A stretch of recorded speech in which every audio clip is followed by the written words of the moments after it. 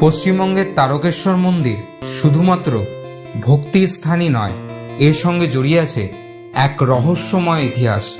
আপনি কি জানেন এই মন্দির প্রতিষ্ঠার পেছনে এক বিস্ময়কর কাহিনী আছে? রাজা ভারামল্ল রাও স্বপ্নাদেশ পান একটি বিশেষ শিবলিঙ্গ মাটির নিচে লুকিয়ে আছে এবং এই শিবলিঙ্গ গয়া ও কাশী অবধি ছড়িয়ে রয়েছে।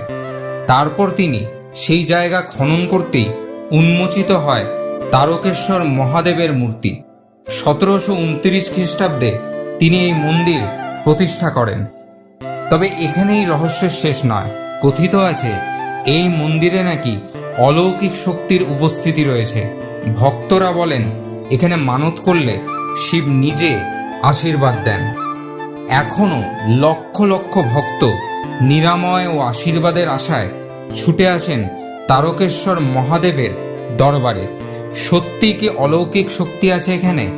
কমেন্টে জানান আপনার মতামত। ভিডিও ভালো লাগলে লাইক দিন, সাবস্ক্রাইব করুন।